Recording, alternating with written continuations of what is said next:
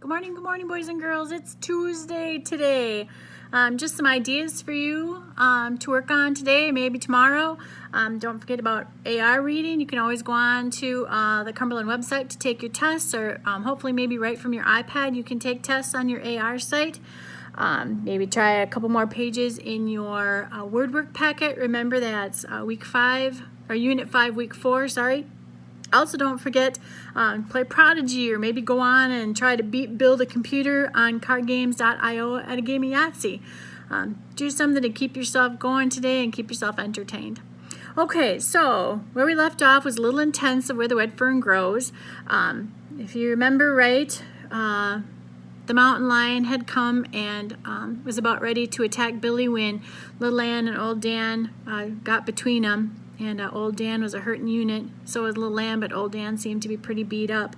I do have a Kleenex today with me. I have a whole box, actually, and I do have my glasses, so we're going to start with Red Fern Grows. Boys and girls, there's less than 15 pages left in our story, so you know that it's going to get a little weepy here for me. I'm going to try to do my very best. If I have to stop and take a few breaths, I'll do that. I might stop recording and then try to pick it back up after I've had my tears shed. So, all right, here we go, where the red fern grows.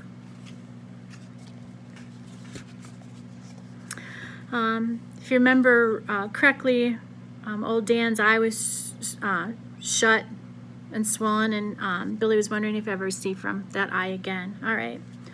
Blood dripped down from his wounds and fell on the white oak leaves, and I saw he was bleeding, something fierce. With tears running down my cheeks, I did the only thing a hunter could do, and I raked the leaves away and let his blood drip on the black mountain soil. Mixing it into a mud, I worked it into his wounds to stop the flow of blood. With my axe in one hand and holding on to his collar with the other, we climbed out of that canyon. I knew if I could get him far enough away from that line, he wouldn't go back. On reaching the top, I saw the yellow glow of my lantern. I turned Old Dan loose and walked over and tried to pick him up. Not knowing exactly where I was, I looked down at the mountains to get my bearings, and beyond the fields and the foothills, I could see the long, white, crooked line of steam making the river's course.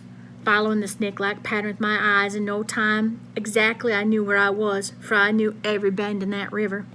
Anxious to get home so I could take care of my dogs, I turned to call to them, and Little Lamb was close by. She was sitting down looking at her wound in her shoulder, and I saw the shadowy form of Old Dan sniffing around that tree where the lion had been treed. As I stood and watched him in the moonlight, my heart swelled with pride. Wounded though he was, he wanted to make sure there ain't no more lions around. I called to him, and in a stiff-legged trot he came to me, and I caught hold of his collar and gave him another inspection. In the lantern light, I could see the mud-caked wounds clearly, and the bleeding hadn't almost stopped. I felt better about it. Little Ann came over, and I knelt down and put my arm around them. I knew that if it hadn't been for their loyalty and unselfish courage, I would have probably been killed by the slashing claws of that cat. I don't know how I'm ever going to repay what you've done, I said, but I ain't never going to forget it. Getting up, I said, come on now, let's go home so I can take care of your wounds. I hadn't gone far when I heard a cry. At first I thought it was a bird or maybe a nighthawk. I stood still and listened. I glanced at Little Ann. She was looking behind me. I turned around and looked for Old Dan, but he weren't nowhere in sight. The cry came again, low and pitiful, and instantly Little Ann started back the way we had come. I followed as fast as I could run. I found Old Dan laying on his side, pleading for help, and what I saw almost more than I could stand. There, tangled in the low branches of a huckleberry bush, lay the insides of my dog. With a gasping cry, I knelt down by his side. I knew then what had happened. Far back in the soft belly, the slashing, razor-sharp claws of that lion had cut into it. In my inspection, I had overlooked that wound, and his insides had worked out and had become entangled in the bush. The forward motion of his body had done the rest. He whimpered as I laid my hand on his head, and a warm red tongue flicked out at it. With tears in my eyes, I started talking to him. Hang on, boy, I said, just hang on. Everything's going to be all right. I'm going to take care of you. With trembling hands, I unwound the insides from that bush, and with my handkerchief I wiped away the gravel and the leaves and the pine needles, and with fingers that shook, I worked the insides of him back into that wound. Knowing that I couldn't carry him in the axe and the lantern, I stuck the axe deep in the side of a white oak tree. I blew out the lantern and hung the handle over the blade. I wrapped my dog in my old sheepskin coat, and I hurried for home. Arriving home, I awakened my ma and my pa, and together we doctored up my dogs. Old Dan, of course, was taken care of first. Very gently, Mama worked the insides of him out in a pan of warm soapy water, washed him clean of them pine needles and the leaves and the grit and the dirt. If only I knew what I was doing, Mama said, I'd feel better. With gentle hands, she worked the insides back through the opening, and the wound was sewn up. The wound was sewn up and bandaged with the clean white cloth. Little Ann wasn't hard to doctor. I held her while Mama cleaned her wounds with peroxide. Feeling the bite of that strong liquid, she whined and licked at my hands. It's all right, little girl, I said. You'll be fine in no time, I promise.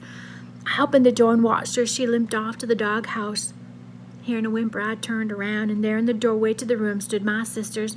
I could tell by the looks on their faces that they'd been watching for some time, and they looked pitiful standing there in their long white nightgowns. I felt sorry for them. Would little Ann be all right? Asked my sister.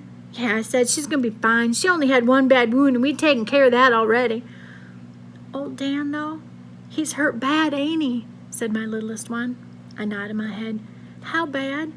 It's bad, I said. He was cut wide open. Then they all started crying.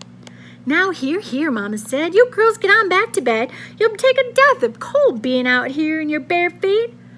Mommy, said my littlest sister, nobody's going to let old Dan die. Nobody, will they? I don't think so, honey, Mama said. Now off to bed. They turned and walked slowly back to their room.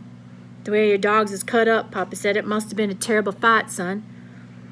It was, Papa, I said. I never seen nothing like it. Little Ann wouldn't have fought the line if it hadn't been for old Dan. All she was doing was trying to help him. He weren't going to quit, though. He just stayed right in there till the bitter end, Papa. I even had to pry his jaws loose from the lion's throat after that lion was already dead. Glancing at old Dan, Pa said, it's in his blood, Billy. He's a hunting hound and the best one I ever saw. He only has two loves, you and hunting. We're going to stop there for a minute.